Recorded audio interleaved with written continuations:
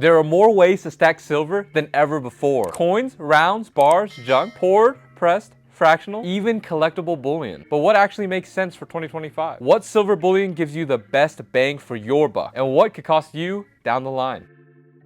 So first, we're going to start with sovereign silver coins. These are government silver coins denominated with a face value. Think American silver eagles, Canadian silver maple leafs, Austrian Philharmonic, British Britannias, and Australian kangaroos. These coins are highly recognizable and trusted worldwide. They're easy to resell, even for first-time buyers. They're also backed by national mints with guaranteed purity and weight. Many include advanced anti-counterfeit features. Canadian maple leafs have radial lines and a micro-engraved laser mark. American silver eagles feature a reeded edge gap for added security, and British Britannias come with a holographic padlock. These features make sovereign coins some of the most trusted and secure forms of silver bullion today. Here are some disadvantages. They have higher premiums, especially with the US issues like silver eagle. Some older coins like pre-2020 maples, they may show milk spots, which is cosmetic but still hurts the visual appeal. So when it comes to sovereign silver coins, they're best for long-term stackers, preppers, and anyone who values easy liquidity and high trust. Think back to our last video, this is some good silver to buy. And now, silver rounds. These are privately minted silver. They look like coins, but they're not legal tender. Some advantages to silver rounds include the lower premiums than sovereign coins. They're often sold in bulk, which is great for stacking fast. And trusted private mints, like the Sunshine Mint, do include security tech like the Mint Mark SI, which could be verified with a special decoder lens. Now for the disadvantages. Silver rounds are less secure overall. Most silver rounds lack the sophisticated anti-counterfeit measures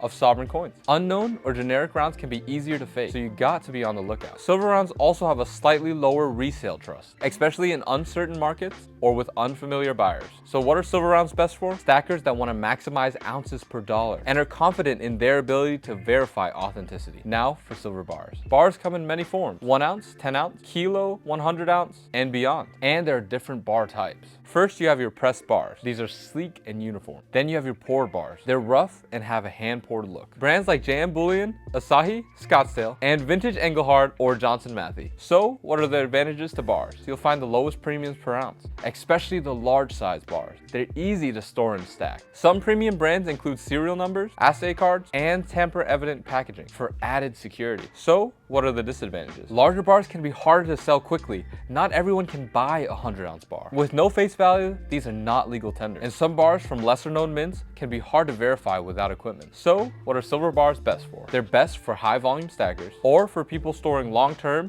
in a vault or a safe. Before we go any further, guys, I just wanted to let you know we are live on eBay Live Roundtable TV at least 5 nights a week. We're selling jewelry, we're selling coins, we're selling bullion, and sometimes even Rolex watches. It's a ton of fun, and if you want to join us, click the link up here or in the channel description. We'd love to have you. So now let's talk about junk silver. We're talking about 90%, guys. Also known as constitutional silver, these are US coins minted before 1965. Dimes, quarters, half dollars, and they're 90% silver by weight. So what are the advantages? They're highly recognizable, especially in the US. They're great for bartering or emergency trade, and they typically carry a historical trust factor. And smaller units make it easier to use in low value exchanges. So what are the disadvantages? Worn condition, it doesn't look impressive. And you need to calculate melt value when buying. That's not as straightforward as an ounce of bullion. And the premiums, well, they've risen recently, and that's due to the supply drying up. So who are they best for? Preppers, small trade stackers, and those who love old school silver. And now we're going to talk about fractional silver. Anything that's under 1 ounce.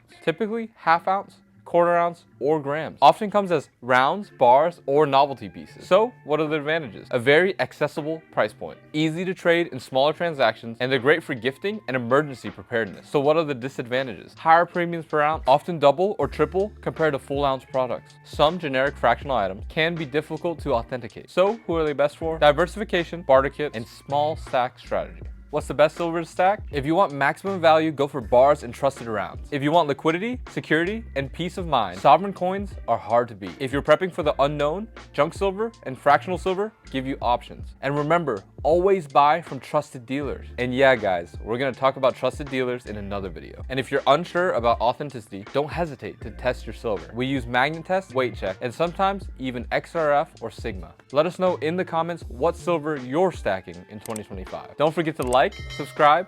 Until next time.